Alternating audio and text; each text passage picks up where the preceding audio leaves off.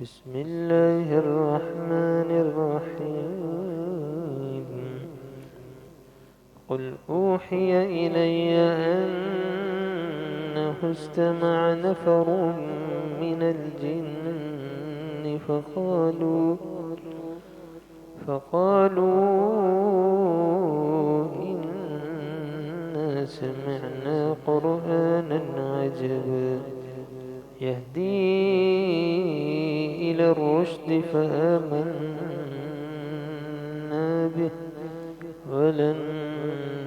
نشرك بربنا أحدا. فأنه تعالى جد ربنا ما اتخذ صاحبة ولا ولدا، وأنه كان يقول سفيهنا على الله شططا، وأنا ظننا أن لن تقول الإنس والجن على الله كذبا، أنه كان رجال من الإنس يعوذون برجال من الجن فزادوهم رهقا، وأنهم ظنوا كما ظننتم أن لن يبعث الله أحدا. أنا لمسنا السماء فوجدناها ملئت حرسا شديدا وشهبا،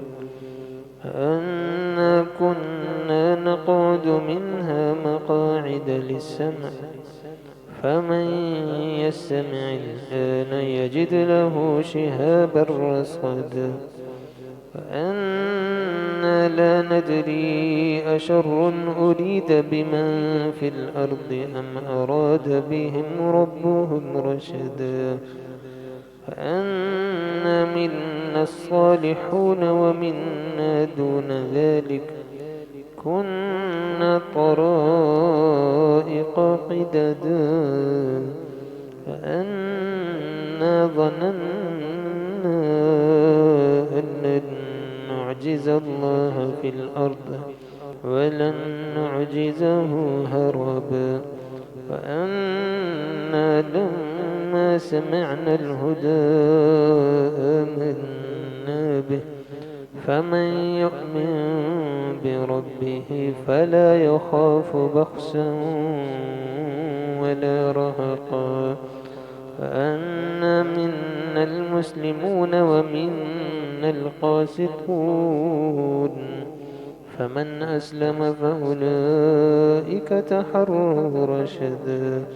وأما القاسطون فكانوا لجهنم حطبا،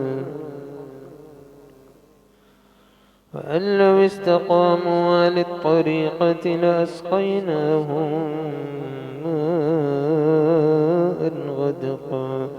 لنفتنهم فيه، ومن يعرض عن ذكر ربه يسلكه عذابا صعدا، وأن المساجد لله فلا تدعوا مع الله أحدا، فأنه لما قام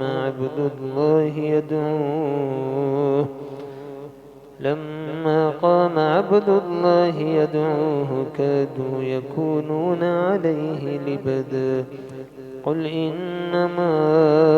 أدعو ربي ولا أشرك به أحدا. قل إني لا أملك لكم ضرا ولا رشدا.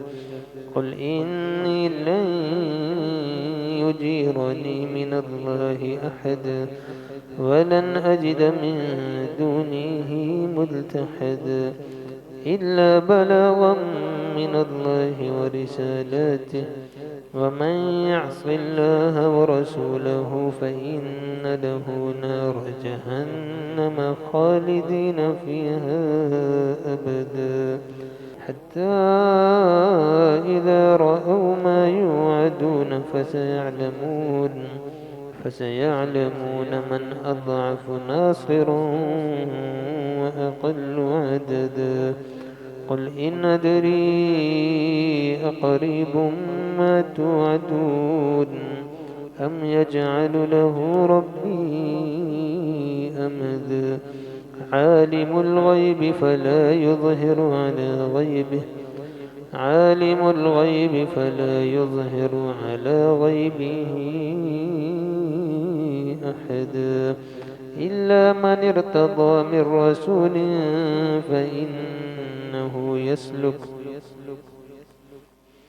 فإنه يسلك من بين يديه ومن خلفه رصدا